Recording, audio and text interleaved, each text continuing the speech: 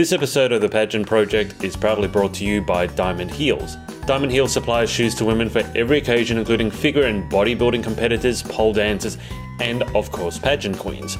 With over 350 pairs in stock, they offer a personalised service, including fitting and prompt Australia-wide delivery. Check them out at diamondheels.com.au and make sure to use the coupon code TPP to get 15% off your next order. Hi, I'm Australia's Power Pageant 2018 National Finalist Lisa Bennett, and this is my interview with the Pageant Project.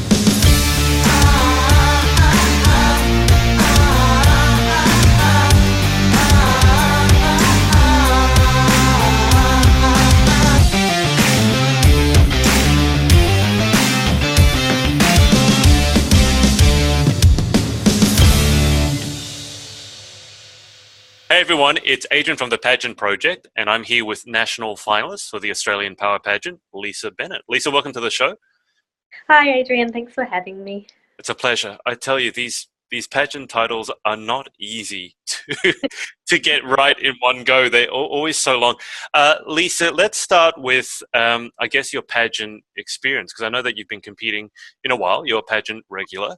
How did you start in the pageant scene? Well, first, it was about 3 years ago. I did a modelling course at Perth Modelling Academy, just for a bit of fun and stuff like that. I'm not destined to become a model or anything, but I just thought it would be something fun to do. And anyway, there was this other girl who was also in my course, and she mentioned that she wanted headshots for Miss Galaxy Australian pageant. And so it kind of interested me, so I kind of Googled it and had looked at it, saw what it was about, and it was interesting to me. So I entered, not thinking that I'll be accepted. And then a week later, I got the acceptance for the WA state final, and here I am 3 years later. And what have you, so it's been about a 3-year journey for yourself, so you're not brand new to it. What has been your experience, and what do you feel that you've gained from competing in pageants? I think I've gained a whole lot of personal growth. Before I started pageants, I was quite shy. I was a bit, I wouldn't say suffering depression, but I definitely was down on myself, low self-esteem, anxiety. And since starting my first pageant from up till now, I feel so much healthier and happier and a bit more sure of myself. So I would say that's the major thing that has happened since starting pageants. Right. And that's a recurring theme. I think a lot of the girls competing have grown a lot and found themselves. And interestingly, I think a lot of them before competing have been maybe not suffering from depression, but have been on a bit of a low. Can you tell us a bit more about the Aussie Power Pageant? Because you're the first one that I've interviewed from there, and it's a bit of an unusual system. So tell us a bit about the system and why in particular you're entering this one.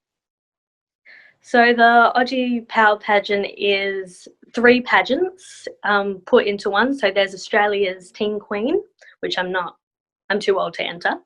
And then also Miss Global Australia and Miss Intercontinental Australia. So it's basically 2 pageants for me in one, and 2 winners win the crowns. And what is it about this particular system that attracts you to it? I think it's more of the contestants that attract me to it. There's a lot of really nice girls that re-enter and enter every year who I have become so close friends with, and we just enjoy each other's company, and we empower each other, and that's basically what all these 2 pageants are about, just helping each other and growing and stuff like that. So that's why I always re-enter every year, because the experience is amazing. Sure. And what does your pageant prep look like? Because everyone's a little bit different. Some people take it very seriously and years of preparation. Others sort of just kind of wing it. Where are you on the spectrum? I'm a little bit more different than everyone else, because I actually work FIFO, which is fly in, fly out. So I work up in the mines. So I'm away from home 2 weeks at a time. So my prep is while I'm at work, there's gym and everything, so I'm working on my health and stuff like that up there. Planning on my appointments, so when I'm back here on rest and relaxation, I've got all my schedule, all my prep planned out for the week. So that's basically how I prep pageants. Right. And it's called FIFO, is it? Yes, fly in, fly out. Yeah. Fly in, fly out. And what do you do in the mines? Because this is an unusual one. I've never interviewed someone who works in mines before. So what do you do in mines? I actually work in the village where everyone stays. I'm a housekeeper. So I just look after the dongas that they're called, the rooms, and just clean them and make them ready and stuff like that. So basically just housekeeping for me. Yeah. Right. And then just before we were recording, you mentioned that you are studying your is it you're hoping to study or you're studying your PhD in medieval history? I'm not doing my PhD yet. I'm just starting my bachelor's through online course with the University of London. And yeah, so basically just starting that at the moment, which is going well. And then I hope to continue on with my master's and basically ending up doing my PhD. That's the goal. Right. And Yeah. what attracted you to that field? Because again, this is a first. I've not spoken to anyone who's been studying that field. I've certainly interviewed people who are interested in history, but medieval history seems very specific. So, how did you get into that field? I've always been interested in history, and I think I get that from my father. He's very into it as well. I started more of the Victorian era kind of thing because I just loved all the glamour and stuff like that. And then I came across a book, and it's called The Life and Death of Anne Boleyn, who was a medieval English queen. And I just became what my parents say would obsessed, and it just grew from there. It's just that era just fascinated me, and especially it surrounds her. So she's my interest in what I want to inspire to do.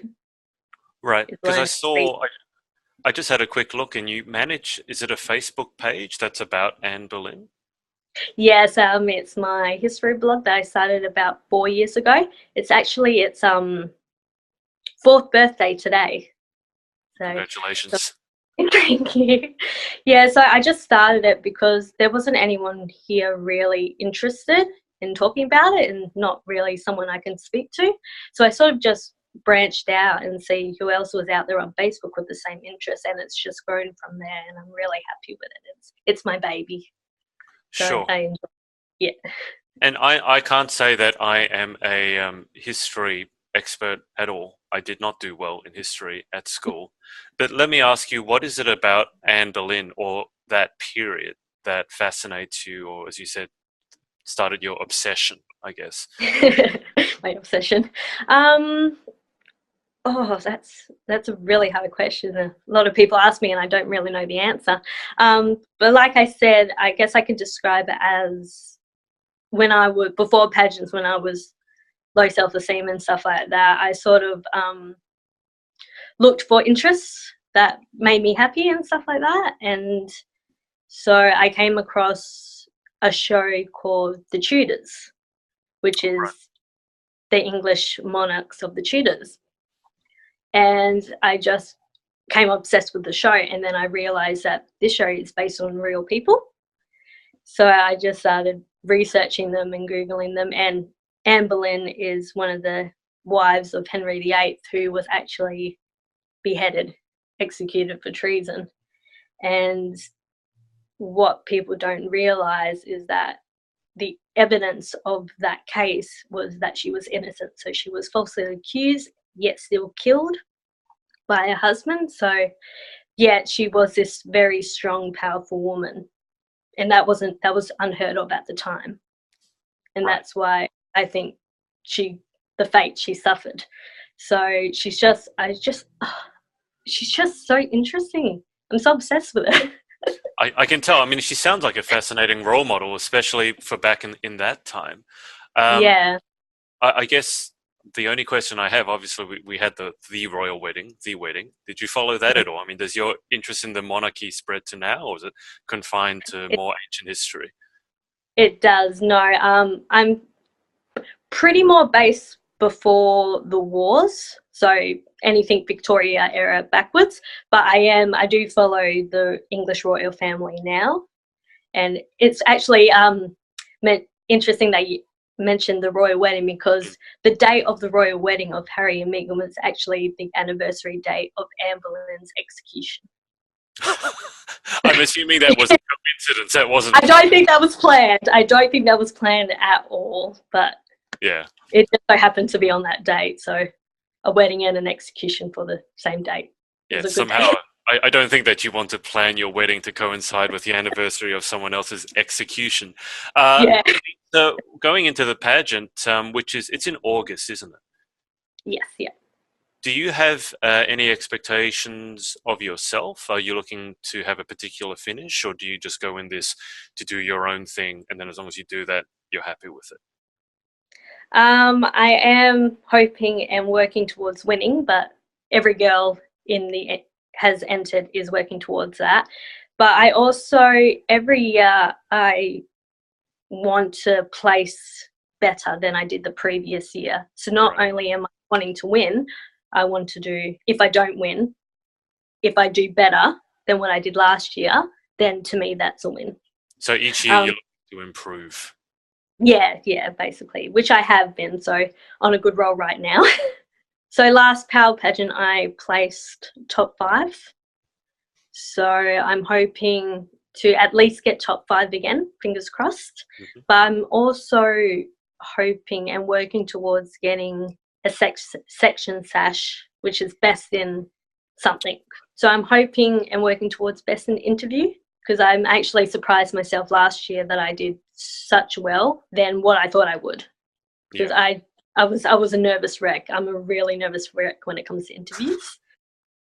And so the scores I got last year, it actually gave me a massive confidence boost. And Right. I'm hoping to do better in an interview than I did last year. And hopefully that makes me get best in the interview. So we'll see. So that's the plan. That's the goal. That's a tough section to crack, that It, interview one, because everyone that I've interviewed, almost all of them have said that's the part they dreaded initially the most, yeah. but then when they sort of got their head around it, they enjoyed it the most because it let them have a chance to express their personality. And then some of Mm, the ones that have been fortunate enough to win the best in interview, they've almost said if they just won that, they would have been happy with whatever else happened. So it seems like yeah. that sectional sash is a really Mm, coveted one for a lot of the competitors. yeah. There's also a saying that if you win best in interview, you basically win the pageant. Right, I can see So that. if you win best in interview, you're up there Yeah, really high, because the judges have gotten to know you personally and they like you, yeah, not I just physical beauty, but you're amazing to talk to, and that's what they're like looking for in a queen. exactly. So to get best in interview is basically winning, to me anyway, Yeah. because haven't never been a person who's easy to talk to, because I get so nervous and such a nervous wreck. I don't know if that's coming across now or not. Oh, completely normal now. Yeah, so for me, to win best in interview is the best achievement I think you can get in a pageant. Sure. I've heard them say that they can often pick maybe not the winner, but the top one, two, or three from the interview section. And Yeah. also, unfortunately, on the other side, they can pick who definitely is not going to win from people who don't do so well in the interview section. Let me ask you this: if you were fortunate enough to win, what would you hope to do with the title? I have always been passionate about women supporting other women. That is something that really gets me emotionally as well. You see on social media and stuff like that, women attacking other women for just what they're wearing or stuff like that. So it feels like women are at competition with each other. So I want to bring awareness of that we have to support each other. You know, we can't be picking at each other's clothes or our lifestyle choices. You know, we are all in this together. Even though we're walking different paths in life, we still need to support each other no matter what choices we do. So I guess that's what I want to want my reign to be about if I get the opportunity to do that. Hmm. So that's what I'll on. Great. And is that your platform? Do you pick a particular platform or charity to support in the lead up to the Aussie Power Pageant? It's very difficult to find a charity that there's a lot of charities that support women empowering each Yeah. other, but they really focus on one thing, like whether it be supporting women of domestic violence or homelessness or something like that. I like to focus on everything. Mm. So for a charity, they really mainly focus on one or the other. However, my charity that I've chosen this time around is Share the Dignity Australia, which focuses more on homelessness, women Right. suffering homelessness, which is an amazing charity to do and support. They basically do focus women and give them sanitary products and basic needs and stuff like that. So that's what they focus on. But I also do volunteer work with other charities Sure. who do domestic violence or education. So trying to bring it all together, but my charity is Share the Dignity this year. So that's very exciting. Sure. It sounds like you want to save the entire world and you can't find a charity for that.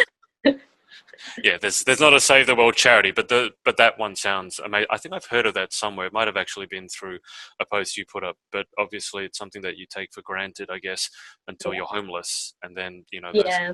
things you don't even think about. Lisa, for people who want to follow your journey, your pageant journey, or otherwise, what are the best social media details to catch you on? And whatever you say, I'll subtitle below because some people have very hard ones to spell. That's all right. I mainly use Instagram as my social media platform for my pageant. So that's my username is just simply Miss Lisa Bennett. Okay, that's an That's an easy easier one one for to you. than most people. Some people have had three A's, five Y's, or underscore, underscore, underscore, underscore, and very difficult to spell. Yeah. No, Okay, mine's just Miss Lisa Bennett.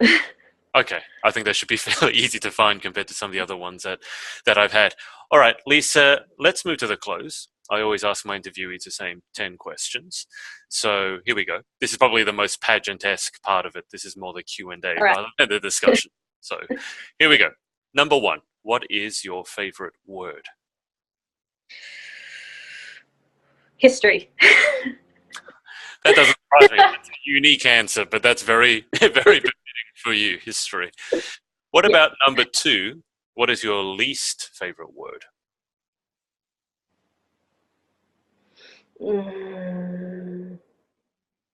Mean. I hate the word mean. And basically what it means as well. Yeah, I don't like the word. yeah. I think that's a sensible choice. In life, what gets you excited or what turns you on? History. It's going to be a theme here. History and just hanging out with my mates. That it just brings me happiness and fills my life. So that's That makes sense. I have to ask, with your, is it FIFO or FIFO? The fly in, fly out. FIFO. Yeah. FIFO. Yeah. Is it difficult to sort of get into a regular social schedule, or is that not really an issue at all? Not really an issue because most of the people I hang out with on my R&R I work with. Right. So we're still seeing each other on a daily basis. So we're very close up there. So we still hang out on R&R. So that's basically my social life. Right. Okay. That sounds actually quite nice. What turns you off? Dirt. And you're working in Uncleanliness. way. I don't know. That's such a good choice. Dirt. Do you mean Dirt. dirt in general, or dirt in your house, or dirt on your shoes, or just dirt? Just uncleanliness. I think that might be the better word for it. But Right. yeah, just I'm wouldn't say a neat freak, but I like things in a certain cleanliness in a certain position. Okay. Generally, when people say I'm not a neat freak, it means that they are. I say They that. I'm not a neat freak, but means I'm a neat freak. And okay. What sound or noise do you love? Classical music. Anything classical, especially the piano. Do you play? I love the piano. I used to. I don't do much anymore, but my mum definitely plays piano a lot. So when I come over, she's always playing at the piano. So it's nice to sit there and listen. Yeah, that's an unusual choice. Most people go pop and all sorts of music. So I'm noticing a theme because you love history, you love the classical music. It's a bit more retro than where most of my interviews go, which is a nice Yeah, change. What about what sound or noise do you hate? I don't like helicopters. The sound helicopters make, I do not like. I don't know what it is about it. I just don't like it. I must have had this traumatic experience when I was little I was, that but I you, but I just hate the sound of helicopter blades.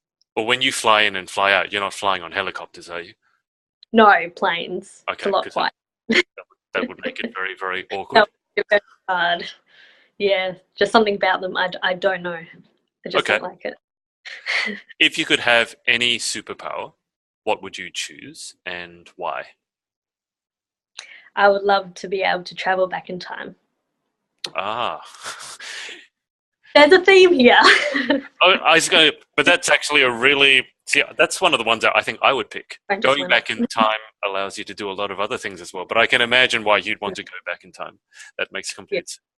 What just date? to experience all the things I read about. It would be Or what amazing. date would you go back to if you had to pick one? Or you could pick one now. Is there a particular date that you'd go back to? I would like to go back to the 1st of June, 1533. That was when Anne Boleyn was actually crowned Queen of England. So I would love to see that. Right. I knew it. I knew. I had a hankering that it would be very specific, not just 400 years. Yeah. Really, really specific. Okay. Well, I love it. What occupation other than your own would you most like to attempt? That would probably be my job as my dream job as a curator. In a museum or a gallery? Yeah, it will be my dream job is the head curator at Hever Castle in England, which was the home of Anne Boleyn. So all her possessions that she had when she was alive is there. So to be able to look after that, that's Right. my dream. Is So I that love to do. is that a place that you're able to visit? Yes. I actually went there last year when I was in England for the first time. So that was an amazing experience. How did that make you feel? I mean, you are so zoned in on this particular one figure, so to be able to go there. I'm not gonna lie, there were tears, a Of lot joy, of tears.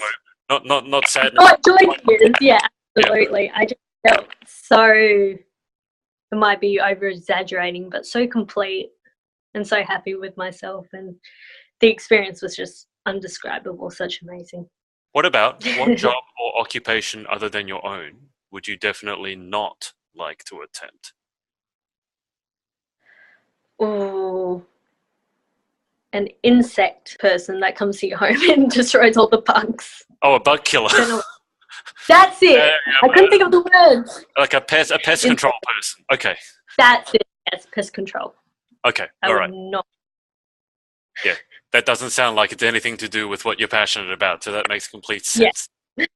Okay. No. I just thought of that because my auntie had pest control at her house the other day.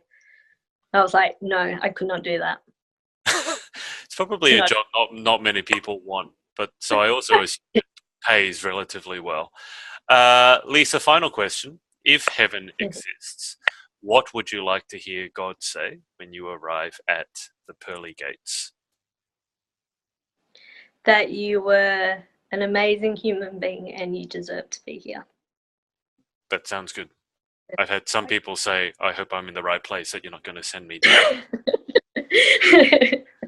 I don't know what you believe religiously or spiritually, but I mean, if you believe that everyone goes to the afterlife, you must be pretty excited with all the historical figures. You'd be able to meet them in person. Yes, I would absolutely love that. There is quite a list on my list. If heaven exists, I'll be knocking on some people's doors. You could have some very, very long conversations up there, I think. Oh, yes, definitely. Well, Lisa, thank you so much for your time and best of luck in the pageant. Do you know exactly what date it is? It's August. There's not an exact date that I Oh, know yeah, of. It hasn't been announced yet, but it's usually at the beginning of the month. beginning of the month. And is it going to be held up at the Gold Coast? Yes, it will be on the Gold Coast, yes. Right. Okay. Well, I might see you up there. It'd be nice to get out of this cold weather. I don't know what Perth is like, but I'm done with winter. Cold in the mornings. It's really Cold in the cold mornings. All right. here. Gold Yeah. Coast is beautiful the year round. Okay. So, look, best of luck, Lisa. Thanks for your time. And Thank you. want to thank everyone for watching, and we'll speak to you again soon. I will look forward to that. Thank you so much for having me. Hey, it's Adrian. If you'd like some pageant coaching to help you win that title, or you'd like to keep up to date with our interviews, check us out at thepageantproject.com. Speak to you soon.